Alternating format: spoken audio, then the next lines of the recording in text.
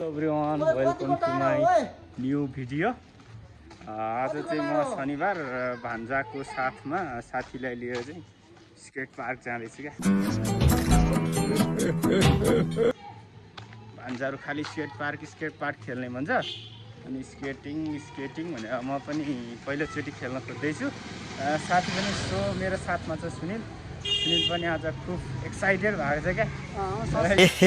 रहा नहीं जाता, तड़प ही ऐसी है ना। नहीं सोके सब्स्क्राइब गरिदिनु होला।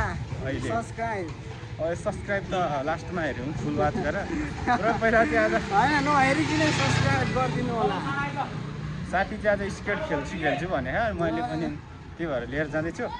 मेरो भान्जाहरू पनि छ क्या, कति उतापट्टि भान्जाहरू छ। म भान्जालाई पनि देखाउँछु। यो सानसाना भाइहरूले भान्जाको साथीहरूले चाहिँ स्केट लाने के हामीले आज नयाँ बौद्ध स्केट पार्क रे हेरौँ त बौद्ध स्केट कस्तो रहेछ। म भाइहरूलाई पनि देखाल्छु। भाइहरूले हिँडाइरहेको छ क्या, हामीलाई खुब हिँडाएको छ आज। कति टाइम लाग्छ? कहाँ हो स्केट पार्क? 10 मिनट लाग्छ। टाढा आउनुपर्छ तिमीले। ल बाबुहरू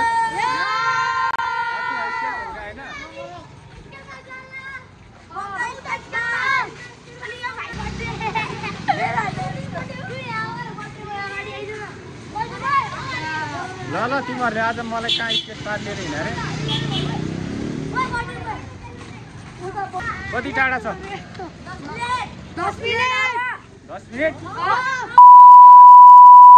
मलाई 5 मिनटमा पुऱ्याउनु पर्यो है।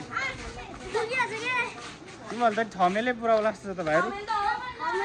ठमेल के भन्छ मलाई भाइहरू, त्यस्तो चेपाटे बोल्छ तिमीहरू यत्रो भएर। मामा जस्तोको अगाडि भान्जा यस्तो बोल्ने। ल छिटै तिमीहरूले आज मलाई सिकाउनु पर्छ स्केट खेल्नलाई।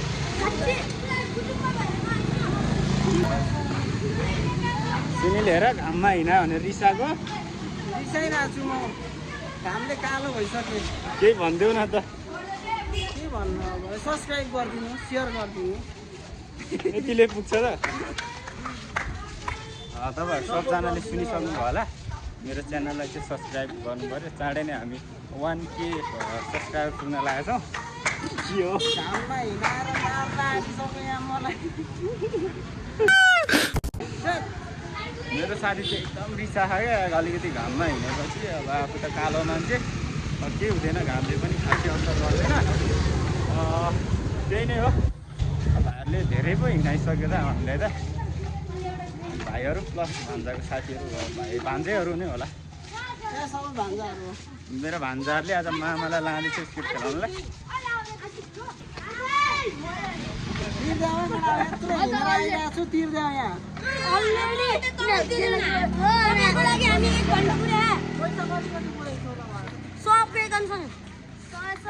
ल बाबुहरू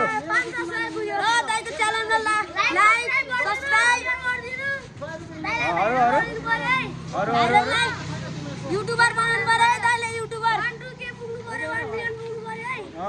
कुरा त्यही हो। कुरा त सुनिसक्नु भयो होला। दाइको भ्लग कस्तो लाग्छ तपाईँहरूलाई कमेन्टमा लेखिदिनु। यो चाहिँ मेरो भान्जाहरू के, सबजना मेरो भान्जाहरू हुन्। भान्जाको साथीहरू मलाई माम्स भने अब मामा भन्ने गाउन लाग्छ। भाइहरूले चाहिँ अब आफ्नो परिचय दिन्छ।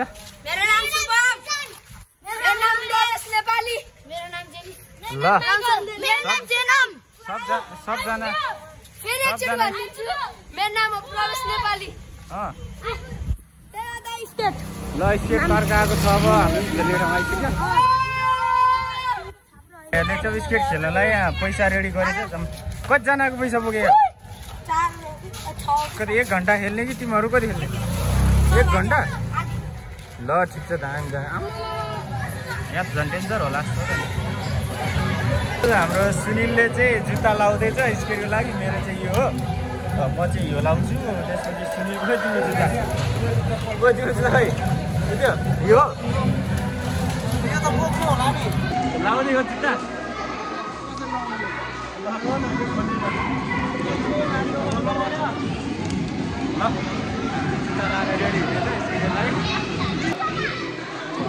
स्केट खेल्न आँटेको कस्तो खेल्दो रहेछ हेर नि त मैले लडेर के हुन्छ सबजना यसरी खेलाउँछ भएर बसेछ सबजना चाहिँ मस्त खेल्या आफू चाहिँ नजानेर सुनिलको हालत यहाँ हाम्रो सुनिलको पारा यस्तो छ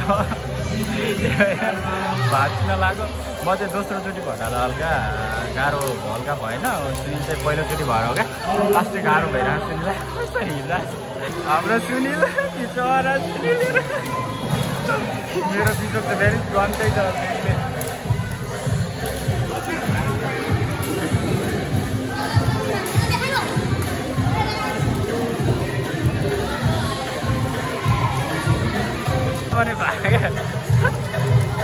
देखा आपने लापरवाही का नतीजा है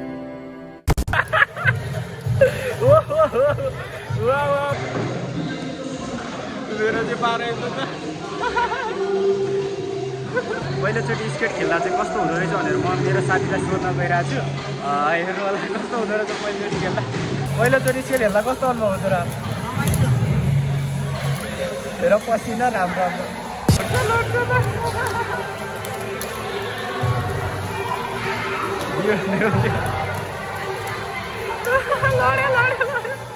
माछा लड्यो मेरो साथी लडिसकेको है मजाले लड्यो कति लड्न पाएको म लडेको छैन एकचोटि पनि हामी यो स्केट पार्कलाई लाइ बाई गर्दै जाँदैछौँ आधी घन्टा खेल्यो तर खेलेकै क्यामेरा रमाइलो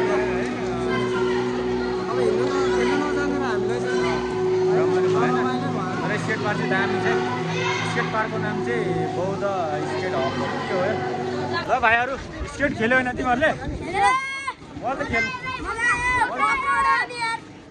गर्मी चाहिँ धेरै थियो है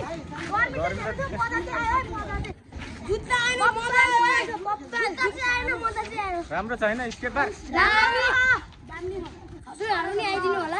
आइदिनु होला तर आउनुभन्दा पहिला मेरो च्यानल सब्सक्राइब गर्नु होला भनेर सब्सक्राइब लाइक शेयर सब गरिदिनु होला है बौद्ध स्केट हब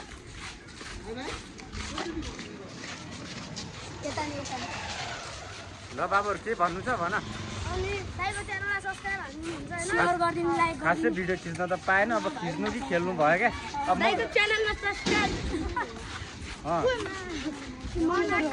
यो के हो वर्षको भाइ दिम बाबु यो भाइले खेल्यो तर दामी खेल्दो रहेछ सानो भाइले मैले माने भाइलाई मैले त केही चाहिँ गरिनँ हेर न